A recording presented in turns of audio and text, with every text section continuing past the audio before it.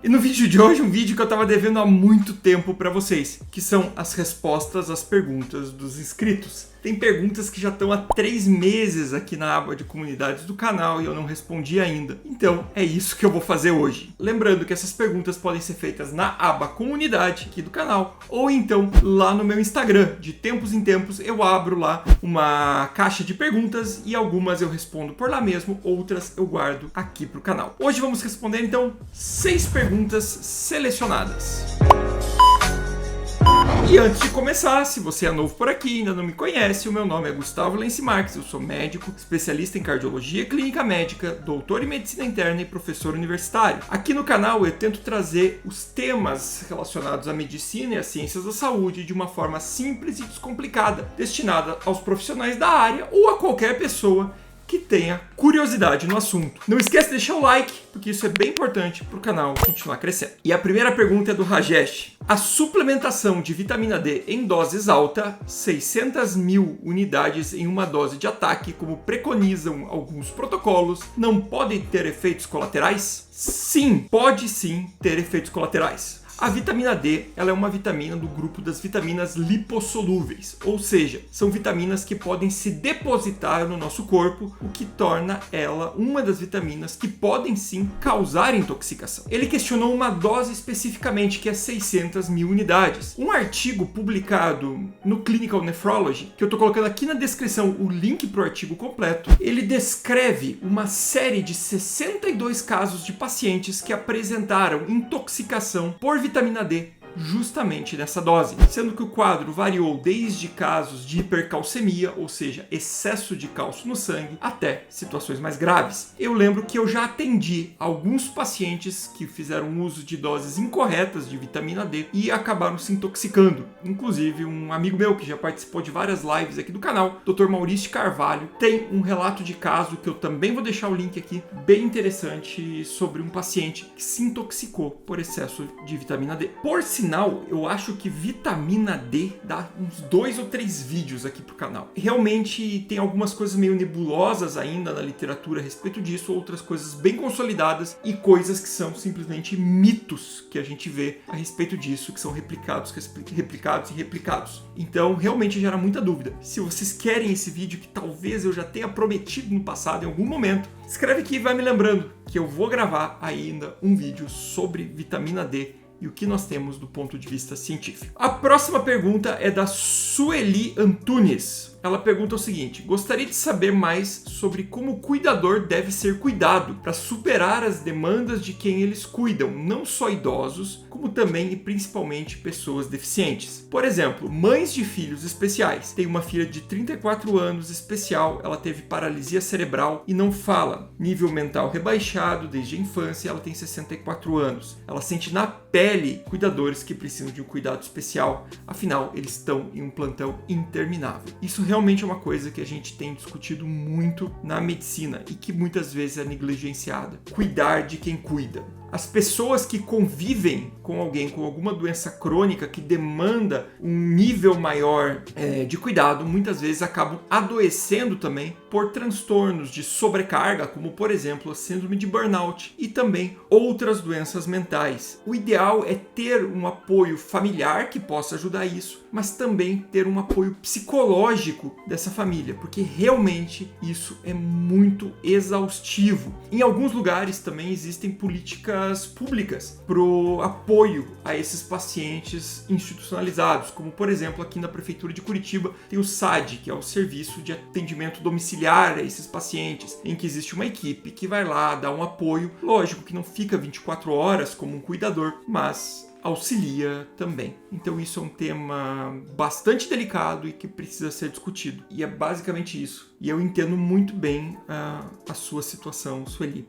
A gente vê isso muito nos hospitais. Partindo para a próxima pergunta, a Maria Rosângela Perim perguntou: gostaria de saber se a morte súbita é hereditária, pois meu pai faleceu disso e minha avó materna também. Observação: os dois eram fumantes de cigarro de palha e ela nunca fumou. Eu comentei sobre morte súbita no vídeo sobre o caso do Eriksen. Confere lá que tem todos os detalhes sobre por que acontece a morte súbita. Na maior parte das vezes, quando ela acontece em uma idade mais avançada, ela decorre do infarto do miocárdio. Quando acontece em mais jovens, como eu expliquei lá, pode ser outras doenças, como a miocardiopatia hipertrófica. Sugiro, Maria, que procure um médico da sua confiança para fazer uma avaliação a respeito disso. Às vezes existe uma predisposição familiar a ter, por exemplo, doença coronariana, placas de aterosclerose que podem ser tratadas precocemente com medicações e prevenir que aconteça um infarto no futuro. Agora, gente, passando para as perguntas do Instagram. Paulo Machado falou o seguinte: conselhos para quem deseja seguir uma carreira na docência. Isso aqui é uma dúvida que muitos alunos conversam comigo. Falam assim: eu gosto de dar aula, professor.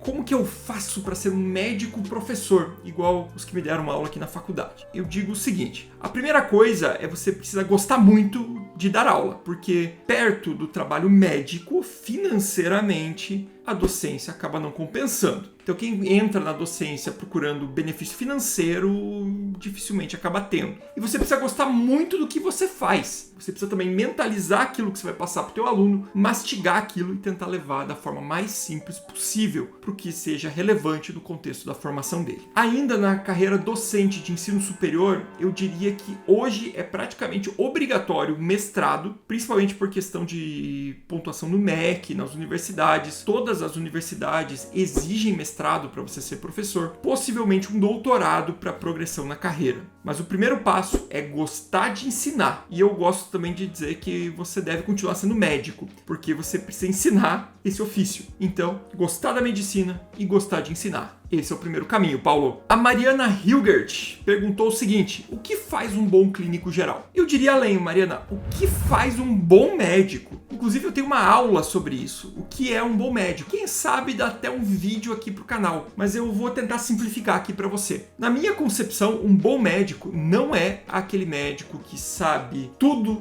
de evidência científica e aplica a diretriz para o seu paciente, e também, obviamente, não é aquele médico que tem uma boa relação médico-paciente e não tem conhecimento nenhum. A medicina, ela é uma ciência e por isso você precisa ter o conhecimento médico, mas você precisa entender que o teu paciente está numa realidade e você precisa aplicar a ciência na realidade do teu paciente. E para isso você precisa de outras habilidades que não meramente técnica científica. Então eu diria o seguinte: o que um bom médico faz? Ele tem uma boa capacidade de comunicação para extrair do paciente a história clínica, fazer um diagnóstico. A partir disso, ele precisa ter um bom conhecimento científico para pensar nas hipóteses diagnósticas, na probabilidade de qual doença aquele paciente vai ter. Precisa conhecer a metodologia científica, como os estudos foram feitos, para ter um rol de opções para aquele paciente e pegar isso, saber aplicar na realidade do paciente,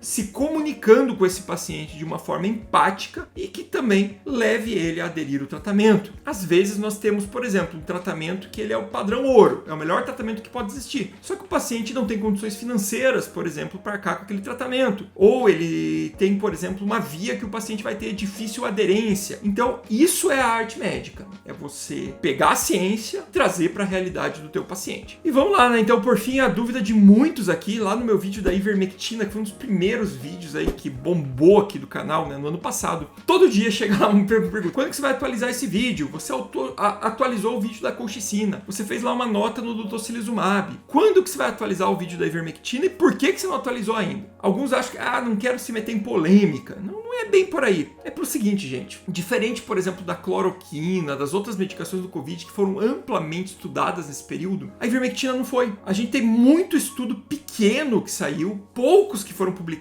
quase nenhum com uma qualidade satisfatória para análise. Então a gente continua na mesma situação daquele vídeo. Teve bastante gente que me mandou várias meta-análises, falando isso ou aquilo. E eu volto, gente, se você ainda não entendeu o que é uma meta-análise, tem o vídeo, deixando aqui no card, o vídeo a respeito das meta-análises. Lá eu explico o que é uma meta-análise e você vai entender que para você ter uma meta-análise de qualidade, você precisa de estudos de qualidade dentro dela, o que nós não temos. E quando a gente pega essas meta-análises, que estão várias e várias sendo publicadas, quase todas trazem o mesmo resultado baseado em um único estudo, que por sinal é o estudo que eu comentei naquele vídeo. E eu até dei uma lida rápida com vocês lá naquele vídeo sobre ele, que não tem tabela 1, tem uma série de problemas. Basicamente é ele que desvia toda a estatística quando ele é colocado dentro das meta-análises. Então realmente, gente, nesse momento não dá para chegar a uma conclusão. Outros me mandaram também um artigo que está aparecendo aqui na tela sobre que foi publicado demonstrando que talvez tenha um efeito antiviral. Veja, esse estudo foi negativo na dose dele, se você olhar a conclusão. Acontece que ele acha dentro de uma subanálise do estudo um perfil de pacientes em que a ivermectina parece que reduziu a carga viral, mas o estudo ele foi desenhado para um grupo maior que não teve benefício populacionalmente, então talvez algum perfil ali possa se beneficiar. É simplesmente isso, é um estudo levantador de hipótese. Talvez mereça mesmo uma atualização a hora que sair os resultados do Principle.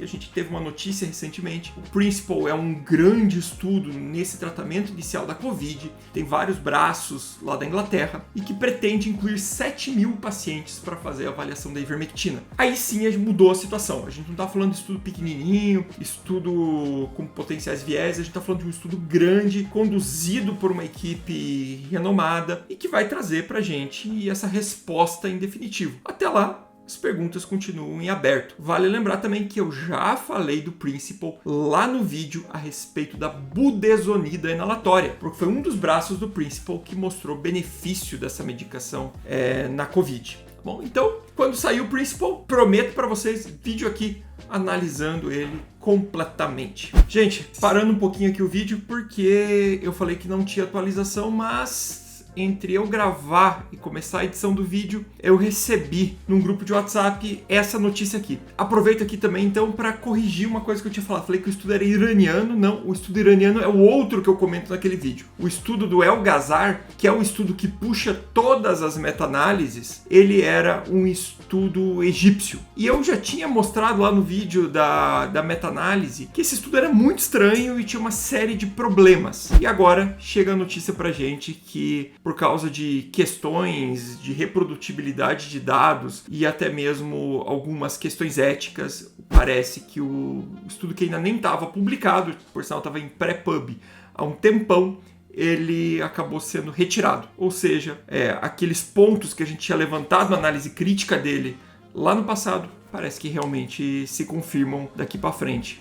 A questão é, como eu acabei de dizer, quase todas as meta-análises que tinham sido realizadas a respeito da ivermectina no Covid tinha seu resultado muito afetado por esse estudo. Agora a questão é retirar ele e refazer as análises para ver o que dá, e ainda assim a gente vai estar com muito estudo fraco. Aguardamos estudos melhores como o Principle, beleza?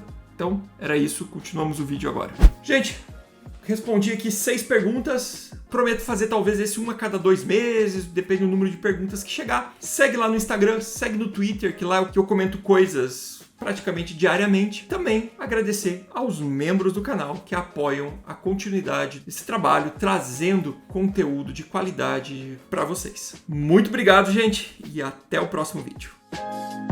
Acho que respondemos boas perguntas aqui, né? O que será que pode ser o próximo vídeo?